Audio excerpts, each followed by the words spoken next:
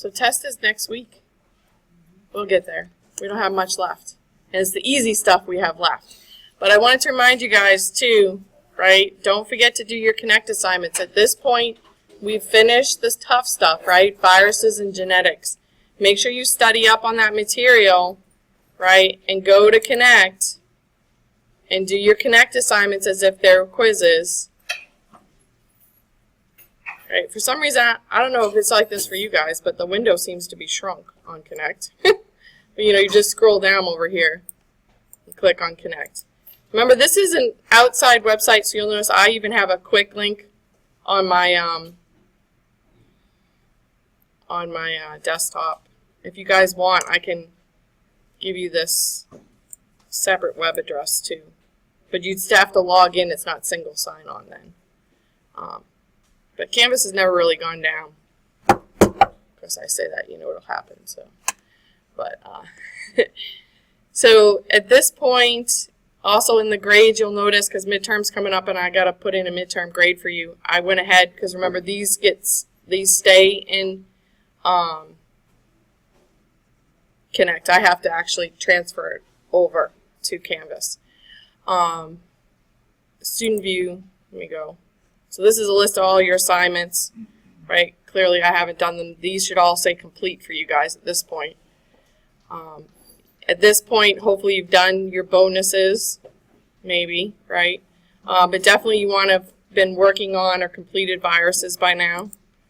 So let's see. That's the wrong one. I want instructor view. I want to spy on you guys for a second.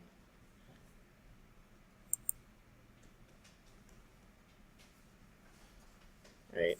So let's see as a class if we're looking good or if I'm terrified. I'm terrified. Right? Because it says only 12 of you have done this assignment. Right? Not good. So this is why I'm reminding you. Right? Do these assignments. These are going to help you know if you know the stuff or not. Right? You don't want to find out next week that you don't know it when you take the test. Do these assignments. Okay. So I want to take a quick poll. Any of you guys that have got smartphones, your web browser on your smartphone, you can type in pollev.com/Erica Burns, and you can just click A or B, I think, on the screen. Those of you guys that don't have or want to just do the text, you can text this number and then A or B. I just want to poll and see if anybody is actually using the ebook in this class.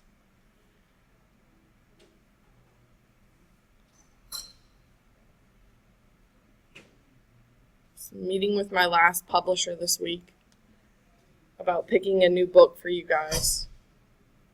So I definitely want to know if you guys are using this or not.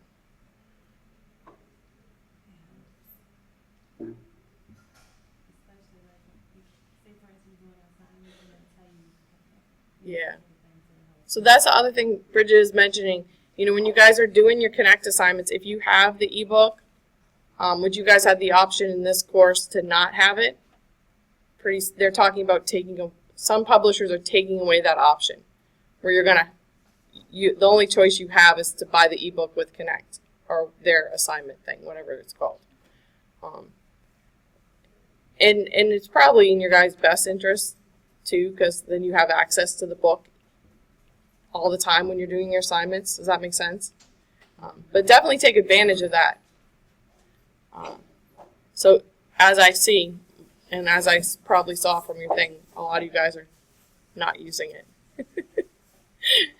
And I think that's because some of us are still very tactile, right? And you're probably like me, you probably need 2 monitors.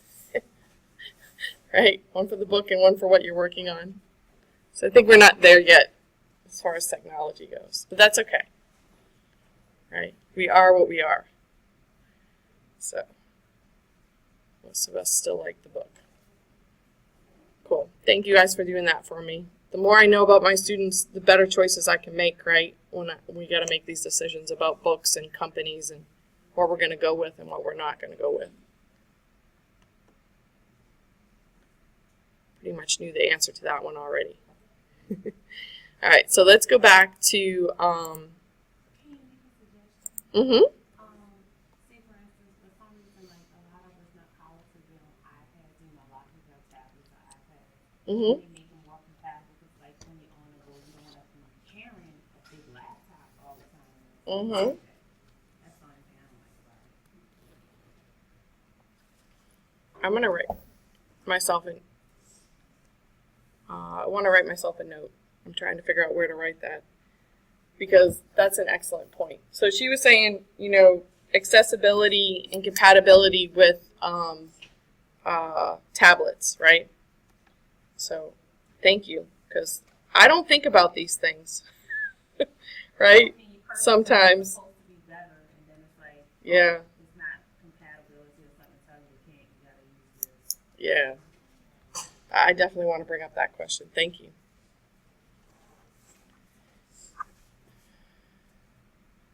And I know a lot of them, you know, trying to go to HTML and stuff like that. So, like, you just need a regular web browser to be able to access their stuff and navigate it. But yeah, that's an important roadblock as it applies to using, you know, electronic books and stuff like that. I know, like, the trend, too, it is moving more towards electronic books. So, you know, someday, pretty soon, you know, you won't get a book, like a physical book anymore. Kind of crazy. I'm kind of glad we're not there yet either. Okay, so as I said, exam next week. We are moving right along. And the next topic that we're going to go into after growth is growth and control. So we'll continue on the topic of growth, but we're going to add in control. And one of the assignments that goes really well with this unit is chemicals that we use to clean. So you guys are going to do a discussion board, a little discovery at home as it relates to cleaning. And so you'll see I've added the discussion board link. And what I want you to do is I want you to copy and paste these questions because I want you to answer them. So you can just highlight, right click, copy, and then in your reply down here, just hit right click and paste it in. And then you're going to fill in, right, what products, right, are you doing? Lysol. Right, whatever it is, your 409, what are you cleaning your clothes with, right? Pick anything you want, one product at home, and you'll write the name of it here. What do you use it to clean with, right? Hopefully you're not using Windex to clean your skin. And then, you know, add, why'd you choose this product, right? Right, so why this? Why this particular product? Well, my mama uses it. Right? That might be the reason. Or it was on sale, right? Or my kids' daycare told me to buy it for them, and when I read the label, I was like, ooh, I'm going to use this in my house too. That happened to me, right? So, you know, there are different reasons why we choose to clean with what we clean with. List any active ingredients. So, if none are listed, write none, right? You have to fill this in. We want active ingredients, not inactive. Right? So if you don't see anything that says active ingredient, there's no active ingredient in it. Does that make sense? And that's possible depending on what you're cleaning with. Read. Oh, I just noticed a typo here. Read all the labeling. Read the all labeling on the item. How long has that been there? Okay, write at least one thing you didn't know before reading the label or something you found interesting. So basically this is my check that you actually read the entire label to the cleaning product you're using, right? And then you're going to determine, and I should probably amend this, right? If you have an active ingredient, right? If you have an active ingredient. And in fact, I'm going to fix my thing right now while I'm looking at it.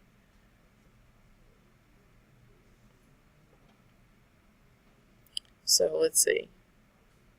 So read all the labeling. I will fix that.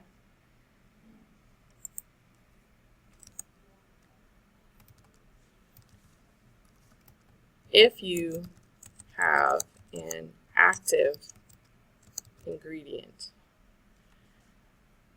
I don't want to spell it wrong. Ingredient. Determine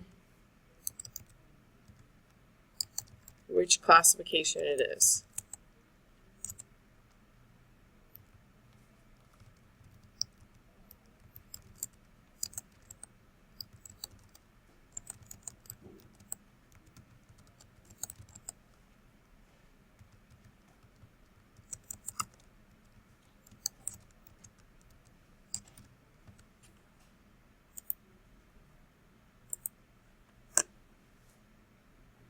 Okay.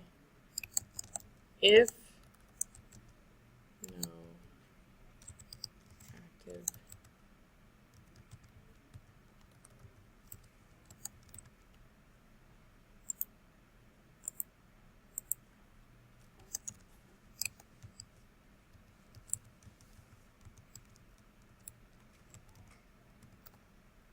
right, so if no Comma after ingredient? where After. oh No.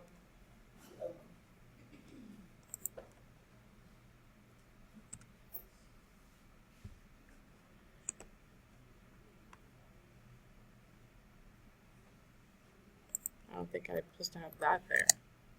Okay. If you have an active ingredient, determine which classification it is from the list below and explain your choice. So, I seriously doubt, y'all, anyone's using a sterilian, right? You're probably going to be low level or intermediate level. And so, low levels, right, aren't killing mycobacteria or naked viruses or endospores, right? Just general bacteria, enveloped viruses, and fungi. If it's intermediate level, right, it may be a little bit stronger. It might be getting more of your viruses, right? And some of the things you clean with will actually tell you, what organisms it can destroy, right? Specific ones. So if you're not sure about the chemical, most of the chemicals, right, most of the active ingredients are listed and described in your book, right? So this, you don't have to go outside of your book to figure this stuff out. You don't have to go to, product websites or anything like that. So if there's no active ingredient, are you disinfecting? You need to answer that question for this one, right? So I changed it a little bit. Let me hit save. I need to change it for all my other classes now. And then once you do your post, you need to reply to 2 other people's. And basically, you need to read it and you need to reply in such a way that I know you read it, but you can also, ask the person a question. So make sure too, like if someone asks you a question about what you posted, that you reply to that, right? But you have to initiate a reply to at least 2 of your classmates by next week, right? So first step, let's all try this week. Go do your investigation at home, pick something, answer these questions, right? And you can post and you can edit it later, remember, too, right? So once you put your post, so here, I'll just write a bunch of foobarb, and you post your reply. If you click over here, it will let you edit it, right? If you need to make changes. And I don't know if you guys have the power to delete, but I obviously do.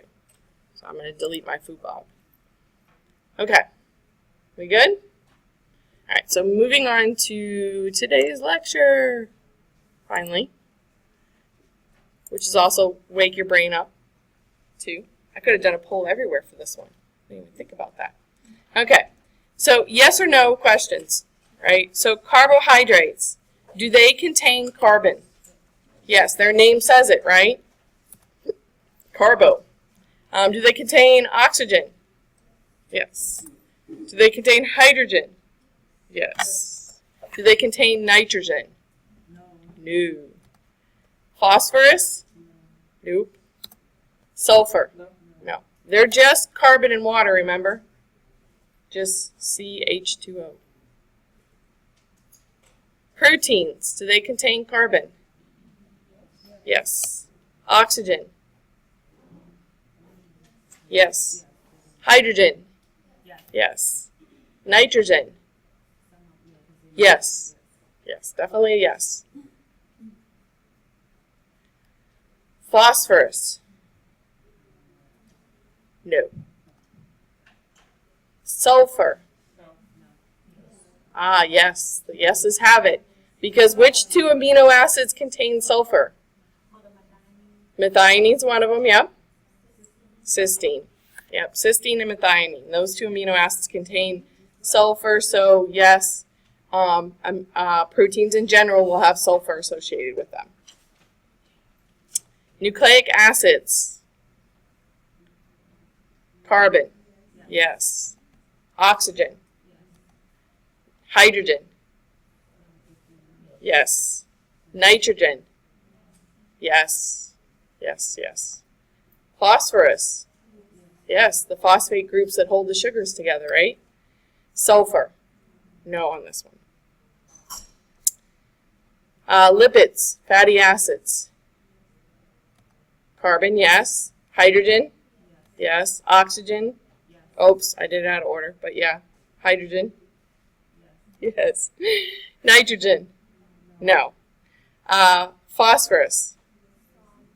Some, right? So if it's a fatty acid that's associated with a phosphate group, like our phospholipids that make up what part of a cell, where do you find phospholipids? The membranes, then it would be yes. So yes for some, but not all. And do they contain sulfur? No. So we can make some comparisons here too. Notice that sulfur is only found in proteins.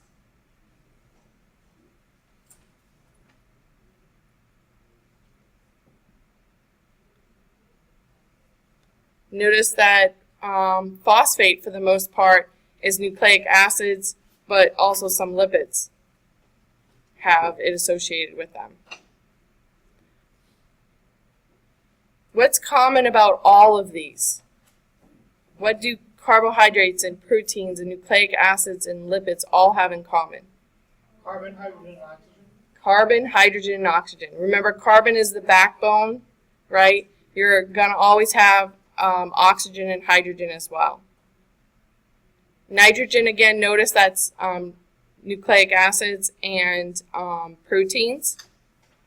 Remember, this is our top 6, right? These are the ones that we have to have in very large quantities. Otherwise, we can't make these building blocks for our cells. Same is true for bacteria, right? They got to be able to make carbohydrates. They got to be able to make proteins. They definitely have to be able to make nucleic acid. And they need lipids, especially to make membranes and for other things. So very important elements needed in very high concentration are carbon, oxygen, hydrogen, and then also nitrogen, phosphorus, and sulfur. What are some of the others that we need in relatively high concentrations but aren't actually used as building blocks here? So what are our other 4? No, the other 4 major elements that we need, macronutrients. Mg, which is magnesium. Think about ionic balance in cells.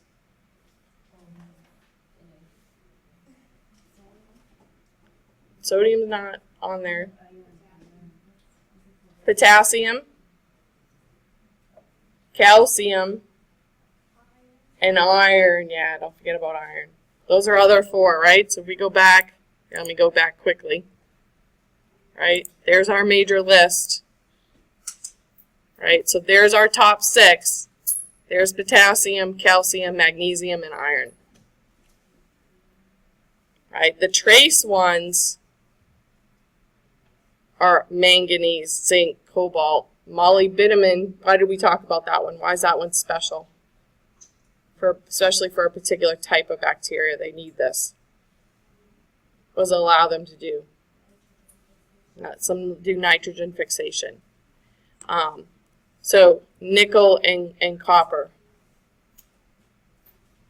are ones they need in small quantities, right? Very trace amounts.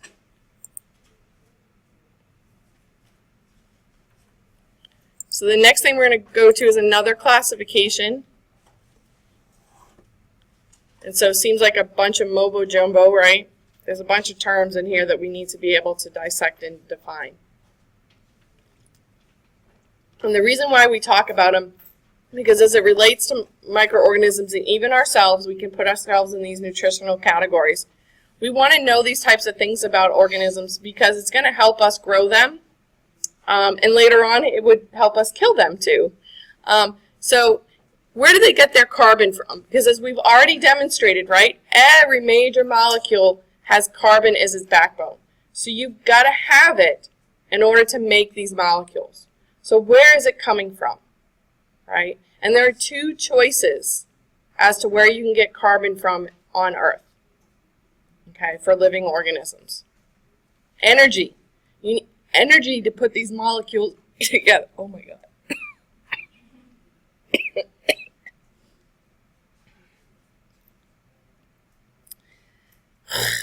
Some dusty microbes just got me. I inhaled something. Ugh. Yuck, yuck. Okay.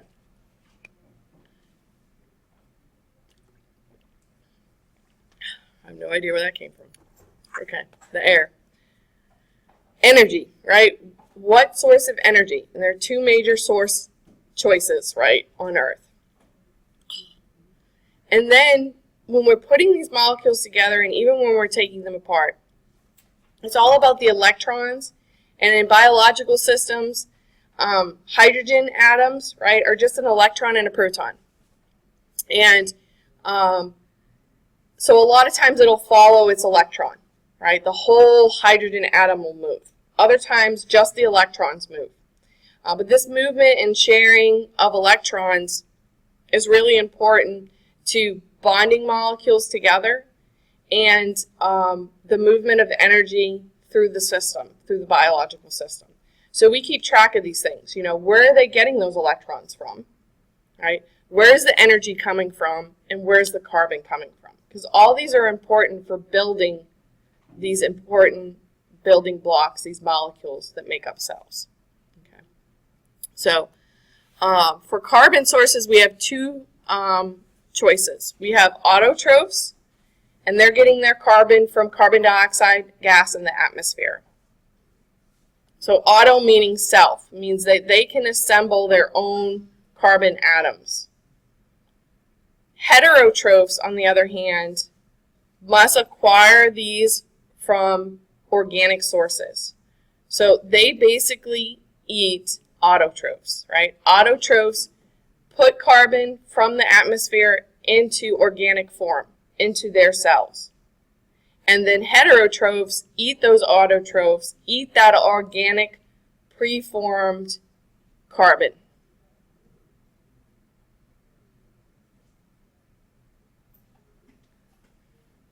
For energy sources, how do we put these molecules together? What energy are we going to use? Phototrophs can use light energy, right? So they can harvest energy from the sun and use that to bond molecules together.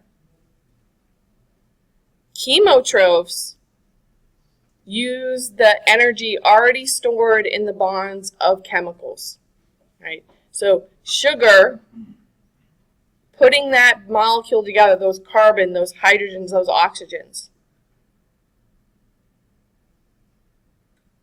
that has energy to put that together. So when you take that apart, you release that energy.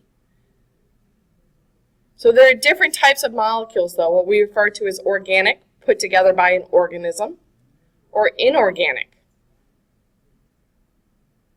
which were not put together by an organism, or are not organized in an organic way.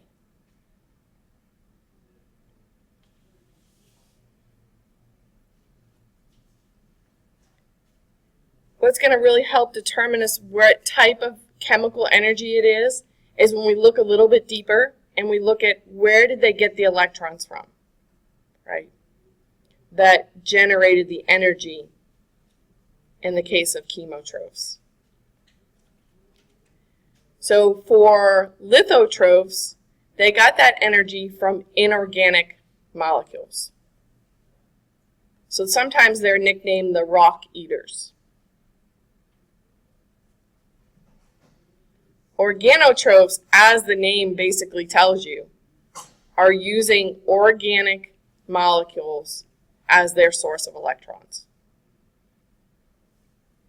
So we can put all these classifications together. We can talk about all together in one term, where an organism's getting its carbon, where it's getting its energy, and where it's getting its electrons. And especially with chemotrophs, knowing where they get their electrons from is really going to tell you what type of chemicals they're using for energy. Are they using organic or inorganic?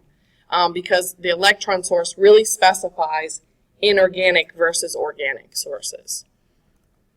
So these are the known nutritional types for organisms on Earth. So notice that we had three different categories and two different choices in each category.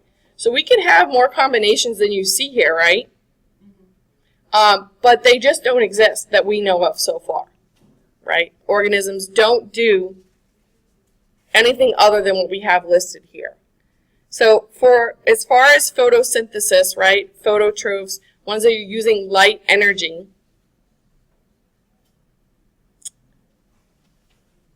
so photo referring to their energy, right, as being light. Litho refers to what?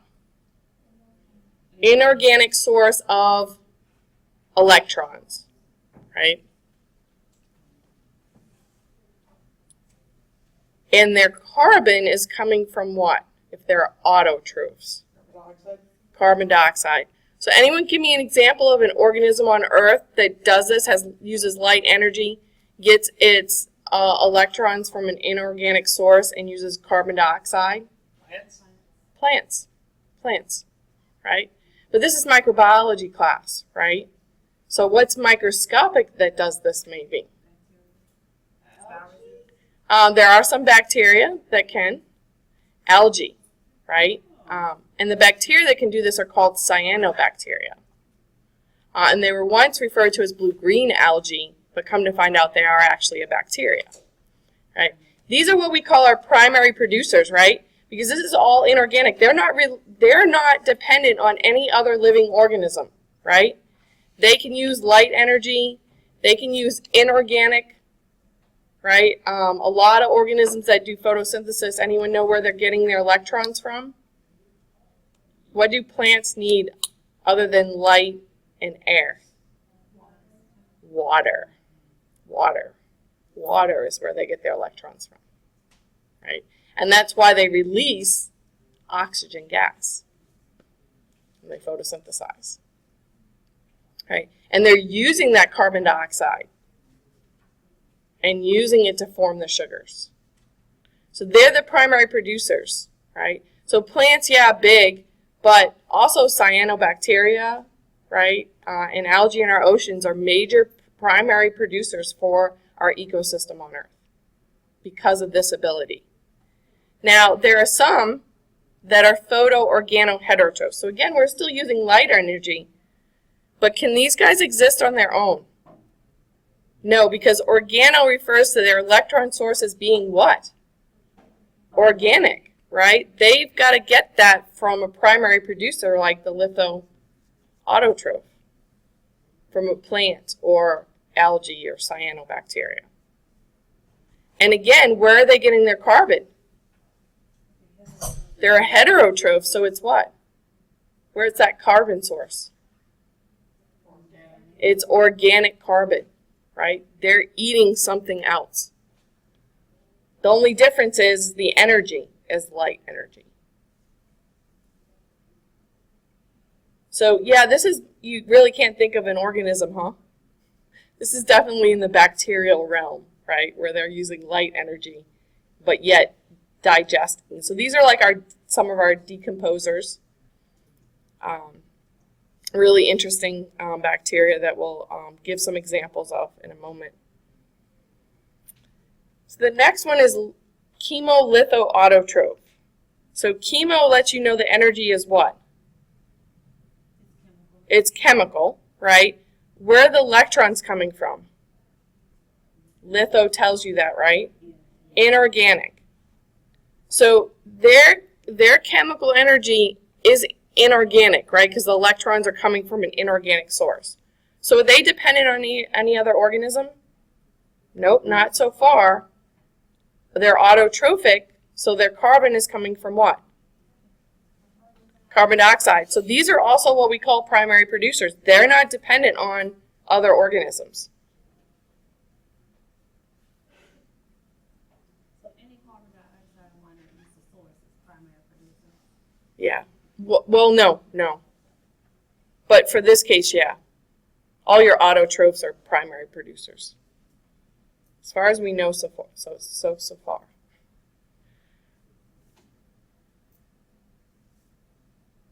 But that's because everything for them is not organic, right? It's all inorganic. They don't need another organism to survive. Now, chemo, litho, heterotrophs. So chemo, again, referring to what type of energy? Chemical. The litho tells us one step further. It's inorganic, right? So it's an inorganic source of electrons, and therefore it's an inorganic chemical energy. They're heterotrophic, though, so where is their carbon coming from? Organic, right? So although for energy, they don't need another organism, but to build their molecules, their carbon source, they need another to have ingested from another organism, acquired from another organism, from one of those primary producers. The next is chemoorganoheterotrophs. So again, chemical energy, but the electron source lets us know it's what? Organotroph is definitely what? Organic, right? So we're talking about organic chemicals. And where's their carbon coming from? Organic. Sound familiar? Us? It's us. That's us. That's us, y'all. We depend on other living organisms, right? We eat plants. We eat animals that ate plants. Somewhere down the line, one of them ate a plant, right? We can't survive without other living organisms because all our sources of energy and carbon are organic. Make sense? Are there some microbes out there like that too? That eat all just organic stuff? Amoeba? Yeah. Think about what eats us. Bacteria, right? Are we organic? You're right. Yeah, right. All the pathogenic microbes that eat us, they're chemoorganoheterotrophs too. They're eating all organic, which I find slightly funny right now too. But different meaning of organic, right? Food. Okay, I'll shut up now. Nobody gets it. Okay. This whole food craze of organic now, right? Organic foods. When my parents were children, everything was organic for the most part. We didn't use all the pesticides and chemicals and all the stuff we do nowadays, which we're finding out isn't good, right? So now the trend is to go back to organic. So this is the table from your book, and I'm not very fond of it because I like things to be logical in order, right? And so you'll notice my table is logical in order because what does photo and chemo refer to? Which one of these? Carbon source, energy source, or electron source? Tells you about energy source. So why isn't it listed first in the table like it was for mine, right? That way it goes in the order of the words, right? So photo and chemo, remember, choices for energy. Litho and organo are choices for what? Electron source. What is auto and hetero choices of? Carbon source, right? So this one, the reason why I show it, it has some of those examples that I was talking about. But just to quickly go over again, remember when we look at energy, if they give it to us, we really need to sometimes look at where those electrons are coming from. In the case of photo, though, right, it's all what? Light. But when we talk about chemical energy, right, we want to know if those chemicals are inorganic or organic. And it's really going to tell us when we talk about where those electrons are coming from as far as chemical energy goes. So remember, if it's chemo litho, it's chemical energy that's what? Inorganic. And if it's chemo organo, that one's easy. It tells you in its name, right? It's organic. So as I said, we would fall into this category. Most non-photosynthetic microbes fall into this category of chemo-organoheterotrophs. They eat other organisms. So most of the pathogens, fungi, most protists, even archaea, right, fall into this classification. But thank goodness we do have some of these guys up here at the top, these primary producers. Your blue and green sulfur bacteria, as well as cyanobacteria. And then, of course, you know, algae would also fall into this category. And that's what cyanobacteria were thought to be at one time. We have our purple non-sulfur bacteria and green non-sulfur bacteria. And now, of course, these guys, of course, some of them are green and some of them are purple, hence part of the name. And non-sulfur really relates to, when you look down here, when you look up here, excuse me, is your purple and green sulfur bacteria. So sulfur, the reason why it has sulfur in its name is because these organisms are using sulfur as their electron donor, right? So notice their electrons are inorganic. And they're really specifying as to where they're getting those electrons. In the case of cyanobacteria, these are believed to be the beginning chloroplasts, right? So this is what's in a plant today and in algae today. So what do we say there? Where are they getting their electrons from? Where do plants get their electrons from? Water, right? Water. So these guys down here, the difference is they're photosynthesizing, right? But their electron source is not inorganic. It's not sulfur. It's not inorganic. It's something organic. They're not really specifying here. But notice here for these inorganic chemical users, a lot of times their name tells you, again, where are they getting the electrons from to generate their energy. So sulfur oxidizing bacteria, yep, that says it. Guess what? They're using sulfur as their source of electrons, right? An inorganic source of electrons. Hydrogen oxidizing bacteria, guess what they're using as their electron source? Hydrogen. Methiogens, these guys, it really doesn't tell you in their name. These guys actually produce methane gas, though. That's where they got their name. But again, if you were to look into them, they're using some inorganic source of electrons. Nutrifying bacteria. Anyone know what we're talking about with them, where they're getting their electrons from? Nutrifying? Nitrogen. Iron oxidizing? Iron. So some sulfur oxidizing bacteria, so notice that this category and this category, what's the difference? Chemolitho autotrophs, chemolitho heterotrophs. So the sulfur oxidizing are in both categories. So they can both use inorganic sources of electrons, right, to generate their inorganic chemical energy. But what's the difference for these guys? One difference, this column.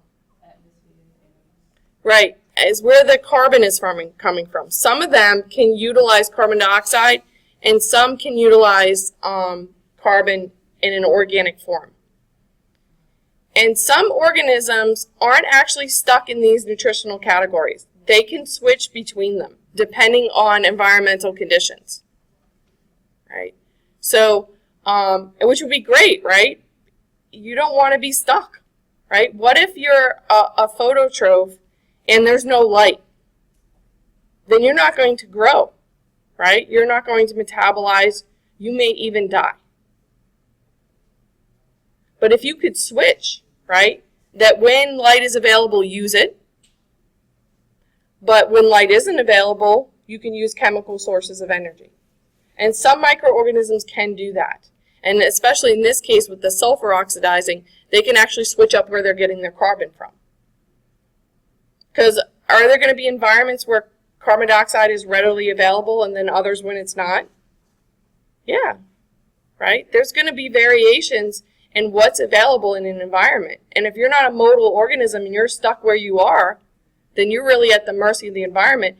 So if you're stuck in a nutritional category, you can only photosynthesize and the world goes dark, you're screwed, right? Having flexibility can be beneficial. Now, what sucks for us, right, is that we can't photosynthesize, right? Last I checked. Yep, can't do it. If we could, we'd probably look like green Martians, right? And we could tell mom and dad, screw you, I'm not eating my vegetables. I'm going to make my own, right? If we could photosynthesize. But we don't, right? We're stuck. We really got to eat all that stuff, right? Because they put it together for us. So when we're feeding our bacteria, right, we have to take all these things into consideration. We got to make sure they got the carbon they need and the oxygen and the hydrogen and the nitrogen and maybe even some of these trace elements depending on what we're asking them to do. If they're photosynthetic, we've got to give them light, right? There's one microorganisms that we tried growing in the microbiology lab. The only problem is we got to put a light in our incubator because it's a phototroph, right? It needs light energy, right, in order to get it to grow. So I'd really like to work with that one, but, you know, we have equipment restraints when it comes to that one. It's really pretty, too. It's actually a Vibrio. It's curved rod. But you've got to keep it happy to keep it growing. And there are some others that we just don't mess with in microbiology lab, again, because it's too hard to keep them happy and growing, to provide all the necessary things that they need. So when we look at media, we classify it based on what type it is. Is it defined or synthetic? Is it complex? Is it supportive in nature? Is it enriched? Is it selective? Is it differential? Is it in liquid form? Is it in solid form? Or is it semi-solid? And so really the question we're asking too was why would you use a selective media? Why would you use a complex media, right? We really need to understand, right, and be able to say why we're using what it is we're using. Not only just define these things and describe them, but why are scientists using this, right? Tell how each is normally used in the study of microorganisms. And then we're going to look at 4 very specific media outlined in your book. We're going to look at blood agar, EMB, McConkey, and MSA. And of course, these are abbreviations, right? So we'll spell them out in a moment. But they're very commonly used abbreviations. So we're going to go into excessive detail for these specialized medias that you unfortunately need to know. Those of you guys in lab, it'll be a preview and it'll really help you out. So things that we look at, the general chemical composition.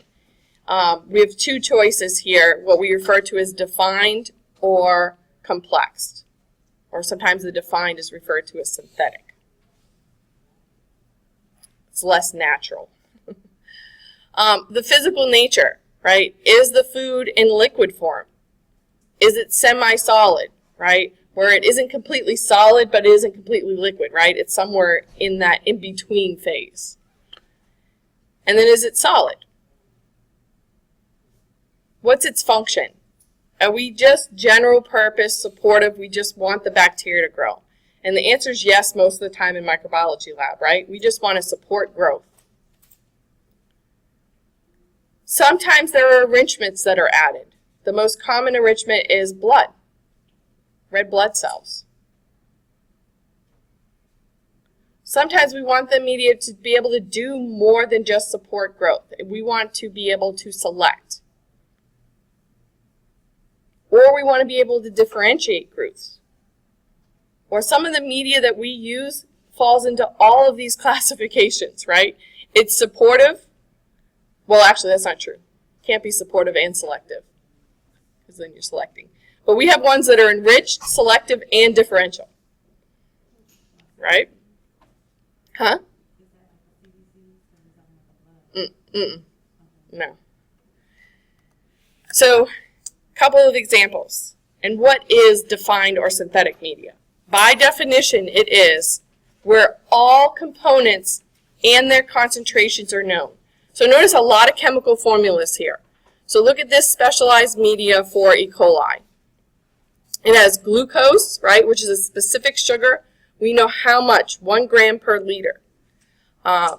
We have, and some of these I have trouble saying, right, lovely chemical formulas. But here's calcium chloride. I can say that one, right? Magnesium's, I think it's sulfate. Ammonia sulfate. Sodium. This is a buffer, I think. I can't remember how to say the chemical name for this. But I mean, look, that definitely says chemically defined, right? When you've got chemical formulas here, right? In a specific sugar. Same thing here, right? And citric acid, again, that's a pretty defined molecule. Also known as vitamin C. So I always equate this to the Nutrisystem diet, right? They weighed out, measured out everything you're getting. Do you pay for that? You pay out the nose for that, don't you? Right? Unless you get a good deal. So do you think we have any of this defined or synthetic media in the microbiology lab? We have maybe one. And the only reason it falls into that category or why we use it is because it's also, I think, selective or differential. And so we're more interested in it being selective or differential than the fact that it's defined. It's just a byproduct, right, of that particular media for us. Who would use this? Who would want to know exactly what their bacteria are eating in exact concentrations? Right? So this is expensive, right? And, you know, you're only going to do that. Who's going to do the Nutrisystem diet? Someone wants to lose weight. They really want to control food intake, right? Or for nutritional reasons. Why would we, when studying bacteria, are there times that we would want to know exactly what they're eating? Yeah, because that'll help us control variables in experiments, right? So for sometimes scientists, when they've really got to control everything, right down to exactly what they're eating, then yeah, they're going to use some of these defined or synthetic medias. We're not doing that type of research in the microbiology lab, right? So we usually don't work with this, right? We don't need this level of control. Instead, we give them what I call the fast food diet, right? So they're going to be fat and happy, right? I don't know about the happy part, but they'll be fat. So by definition, complex medias contain some ingredients of unknown composition or concentration. So if you have just one ingredient on the list that you don't know exactly what's in that or how much of what's in that, then that makes that media what we refer to as being complex. And again, that's fine. If all you want your bacteria to do is grow and be happy and fat, hell yeah, give them some complex media. Give them some fast food. So let's look at some fast foods for bacteria. We use this a lot in the microbiology lab. Straight up nutrient broth, or sometimes we add agar to it. So in the case of this one, the McConkey agar, this lets you know this is going to be a solid media, right? because the concentration of agar is such that it's going to create a solid surface. Whether you pour it into a plate or into a tube, it's going to set up and be relatively solid. Where broths, as you can see, do not have agar listed as an ingredient. They're going to be in liquid form. So we use both nutrient broth and nutrient agar. The only difference is that nutrient agar has agar added to it, right? When we mix it up and we pour it into plates or tubes, it's going to set up when it cools and create a solid surface. But what does it have in it? So it has peptone, which is gelatin hydrolysate. What's gelatin? Anyone know? Is it a carbohydrate, a protein, a fat? It's protein. It's protein. It's protein. It's an animal source of protein, by the way, so not vegan. Vegans get very upset with gelatin. Okay. It's connective tissue, right? I don't know what they actually make it out of nowadays, but one time they said it was ground up horse hooves. But hooves from horses. So what about the knots? What is that? You know how they say you used to eat the gelatin because of the knots? Is that from that? Oh, I don't know. I have no idea what you're talking about. Honestly, don't know. So peptones, right, and I think I have it on my next slide, are protein hydrolysates. They're usually prepared by partially digesting various protein sources. So in the case of the nutrient broth there, we're saying what the protein source is. This is my favorite one. McConkey agar. Peptic digest of animal tissue. They don't even tell you what animal it's coming from. Right? That's complex as you can get. Right? Pancreatic digest of gelatin. So they're telling you they're partially digesting that protein source. Pancreatic, so they're using pancreatic enzymes, digestion of casein. Anyone know what casein is? It's found in milk. It's a protein in milk. The other major protein, anyone know what it is? Whey. W-H-E-Y. Most people who are into nutrition know these things, right? Whey is a fast protein, very quickly digested. Casein is a much slower digested protein. And it's also the protein that makes your milk white. Casein makes your milk white. It's a white protein. So why are we digesting this stuff for them? Man, we got some lazy bacteria, huh? Why are we digesting it for them? They're weak bacteria? No. But think about a baby, right? Why do we grind up their food for them? They can't chew it yet, right? So to basically make them eat faster, I mean, you could give a baby a carrot. You'd be waiting all day for that poor baby to suck and eat that carrot, right? And get the nutrients out of it, gumming that poor thing to death all day long, right? So what is the reason for it here? Speed. We want them to eat fast, right? We don't want them to have to take the time to break down these proteins to take them in their cells. We're going to pre-digest it so they're going to take it up right away, right? So that baby's just going to swallow that baby food, right? Our baby bacteria are just going to swallow those proteins. Complex, remember, has to do with we don't know exact composition and concentrations. So, and especially with beef extract, that's cow meat, right? Okay, so how much protein's in that? How much sugar? How much fat? How much nucleic acid? Do we know? No. Does that vary from batch of meat to meat? Yeah, I mean, the only reason why you can buy ground meat in the grocery store with a certain fat content is because they've adjusted it for that, right? That's not the way the cow came, right? Betsy was not, 80% meat when they ground her up. Just wasn't, right? It's bad to name cows. Make sense? So this varies, but do we really care, right? For our bacteria, do we really care how much fat they're getting? No, we just want them to eat.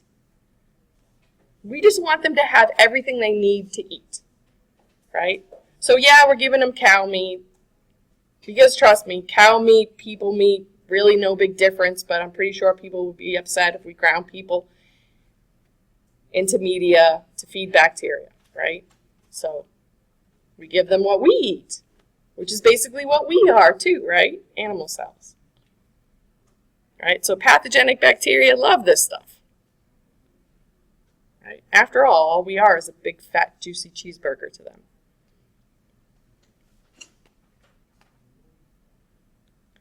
But this media down here, this McConkey, right, it's definitely complex, right? Because we've got animal tissue. I mean, God, we don't even know what tissue they're talking about, right? But we've got some pretty defined things. We've got some lactose, that's a specific sugar. We've got bile salts. We've got sodium chloride, right, for isotonic balance. We've got neutral red, crystal violet. What are we doing with that stuff in there? I use it to differentiate the cells. Yeah, this media is differential and selective, right? It's going to help us differentiate lactose fermenters from non-lactose fermenters, because guess what? That's the sugar that we're going to give to them in significant quantities. So we're going to see what can they do with it. But sometimes, you know, I mean, we're talking about on the molecular level. So how are we going to tell it ate the sugar? Will anyone know a common byproduct of sugar fermentation? We all love it. Alcohol. But what else that starts with an A? That makes the food sour in some cases when it's fermented. Acids. Acids, alcohols, and gases are common byproducts of fermentation of sugars. So what could we use to detect a change in pH? Good old pH indicator, right? There's a ton of them. Neutral red is just that. It's a pH indicator. It changes color in response to changes in pH. Hydrogen ion concentration. The crystal violet here is actually a toxic substance, right? That dye will kill gram-positives, but it won't kill gram-negatives when they're alive, because what extra layer do they have that helps protect them? Yeah, lipopolysaccharide is part of that layer, but what do we call that layer? The outer membrane, right? The outer membrane stops a lot of substances from getting in. The bile salts are also toxic to gram-positives, and again, gram-negatives are protected by that outer membrane. So we're going to kill off the gram-positives with the bile salts and the crystal violet. And then we're going to see what the gram-negatives that are still left behind do with the lactose.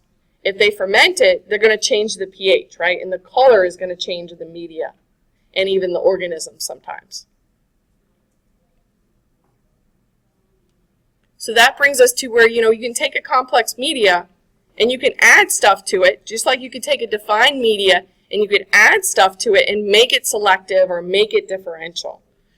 And in this case, this one is both selective and differential and complex, right? And solid, because you've got agar. See how it falls into many of the categories. So extracts, as we said, most commonly you'll see beef or yeast. And again, it's just, you know, a food source, right? It's going to have everything that they're going to need, right? There's cells. Agar is a polysaccharide found in marine algae, and the reason why we use it as a solidifying agent is that we can keep it at very high temperatures, unlike gelatin, and it won't melt. You actually have to boil this to get it to melt, to be able to pour it into your petri dishes or your tubes or whatnot. But it will stay solid, right, and at very high temperatures, right, because we have to get up to boiling to get it to liquefy. So we can keep it at 37 degrees Celsius, or what's called human body temperature, 98 degrees Fahrenheit, and it's going to stay solid. The other benefit to this is, as to this point right now, we haven't found any microorganisms that eat this polysaccharide. They don't have the enzymes to digest it. Unlike gelatin, lots of bacteria like to eat that protein that we use a lot of times to coagulate things. They too would eat it and then therefore liquefy, and you wouldn't have a solid surface. And sometimes when we're growing microorganisms, we want that solid surface to grow them on. Other times, we'll put them in a liquid media, and other medias, they fall somewhere in between, right? They're not completely solid and they're not completely liquid, and there's different reasons on why we have it in that in-between state. So supportive or general purpose, as we said, we just want them to grow, right? So the tryptosoy agar or the nutrient agar or nutrient broth that we use a ton of in microbiology lab does just that, just supports growth. Pretty much anything will grow on it. Enriched medias are usually, they've taken a general purpose media and they've added special things to it. The most common enrichment that's utilized is blood. Blood agar plates are just that. They literally have whole red blood cells in them. So they're bright red. And typically we're giving this to bacteria that can utilize this as a food source, and even to see if they can utilize it as a food source. Now the problem is these red blood cells are intact, right? So they've got their membrane, right? And what's that precious element that's inside those red blood cells they might want to go after? Yeah, what's the element associated with the heme? The iron, right? So some microorganisms, right, their pathogenicity is directly linked to the fact that they will hunt out and destroy our red blood cells to get to that iron. Now, some microbiologists must have had a sense of humor, because chocolate agar, y'all, does not contain any chocolate. But guess what color it is? Brown. It's brown. And the reason why it's brown is because instead of the red blood cells being intact, they're lysed, right? And because they're lysed, right, the proteins and stuff, and they come in contact with oxygen and stuff, they turn brown.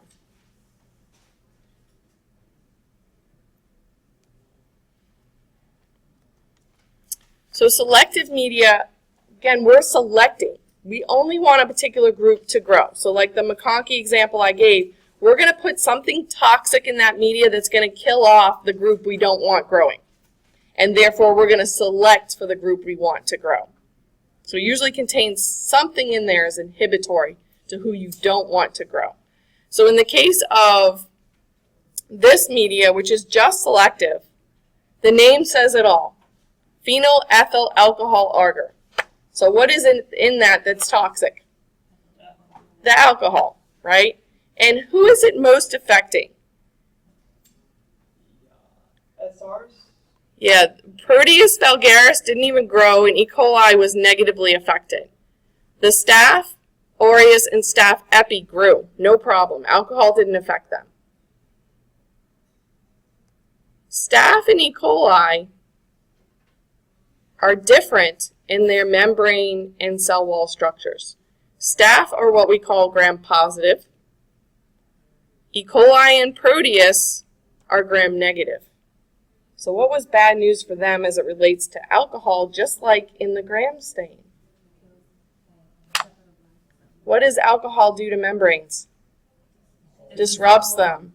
And what do E. coli gram-negatives have is their outermost covering? The outer membrane, right? That outer membrane is what you're disrupting. So when you're using those hand sanitizers, guess what's in it? Alcohol. Guess what it's doing? Disrupting membranes of gram-negative bacteria for the most part. So things like E. coli that we're worried about, right? Being on your hands.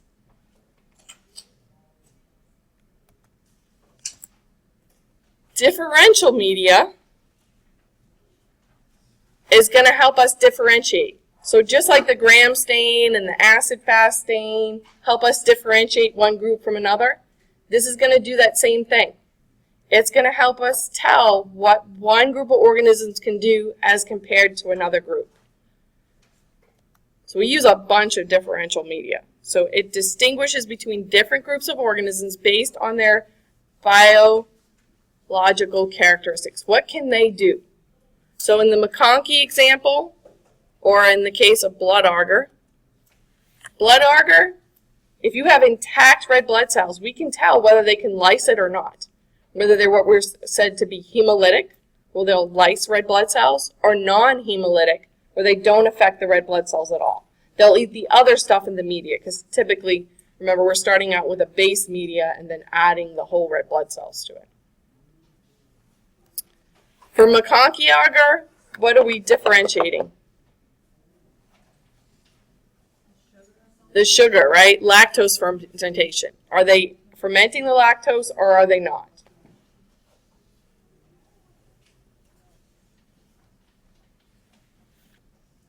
So how much time do I have left? Not a lot, huh? 5 minutes. Okay, we can get through this one.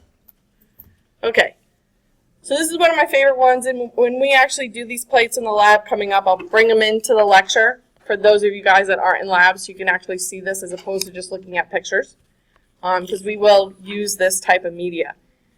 As it relates to blood agar, there's actually 2 different types of hemolysis. That's what's called alpha hemolysis, and so they're called alpha hemolysins. These are enzymes that the bacteria produce that go into the environment, and they're going to poke holes in the red blood cells. And this is, of course, going to give them access to the iron. When this happens, oxygen can get into those red blood cells, and it discolors them to kind of a greenish color. So to give you an example of the type of organisms that can do this, Streptococcus pneumoniae, that can cause a really serious form of pneumonia and other types of infections, will do this. So again, if somebody has an infection, and one of the things they're going to do and try and identify it is they'll take a swab of the sputum, the stuff the person is spitting up from their lungs, and they will streak it out onto a blood agar plate. And if they get this greenish discolorization, there is an indication, a pretty strong indication, it may be Streptococcus, as opposed to another bacteria that could be causing the infection, like Klebsiella pneumoniae, would grow differently. It wouldn't produce this type of reaction. It doesn't have alpha hemolysins. The streptococci in your mouth, Streptococcus pyogenes, that's commonly associated that in the plaque of your teeth, it's an alpha hemolysin. So typically when I want to do alpha hemolysis for you guys in the lab, I swab my own mouth, right? Because we all have got it. No matter how clean your teeth are, you've got it. So this one you definitely don't want to have, though. This one's beta, and I always remember B for bad, because this is the worst case scenario. It doesn't poke holes, it completely lyses the red blood cells, annihilates them. So much so that on these plates, it creates these clearing zones where it's completely destroyed the red blood cells. You can literally look right straight through these plates, right? They're opaque when the red blood cells are intact. You can't look through it. When they annihilate and completely destroy the red blood cells, they're completely gone. So organisms that do this, Streptococcus pyogenes. Anyone know what type of infection this causes? This is strep throat. This is the causative agent of strep throat. So when I was a kid and you went into the doctor's office, they literally swabbed your throat and they rubbed it onto a blood agar plate right there in the office. Right? And they're looking for this type of hemolysis. Complete destruction, beta. Nowadays they'll do a swab and they'll put in a tube and send it off to a lab. Somebody's probably still going to do this in a lab. But then they can also take a sample and they can run an ELISA-like test where they're using antibodies to detect for the presence of that specific bacteria. This can literally be done within minutes. It's referred to as the rapid strep test. Right? So what's the benefit of that, of being able to know right away you have strep? So you can start treatment faster, right? Because we can take antibiotics, we can take very simple, amoxicillin, penicillin to clear this up. And anyone who's had strep throat, right, you want to feel better fast. you can't even swallow, right? It's so painful. And you can also get some really bad complications, other problems from this type of infection. So it's definitely one, although thanks to the pain, nobody ever usually lets strep go. Everyone goes to the doctor. So we'll pick up here next time and then continue on in the next lecture.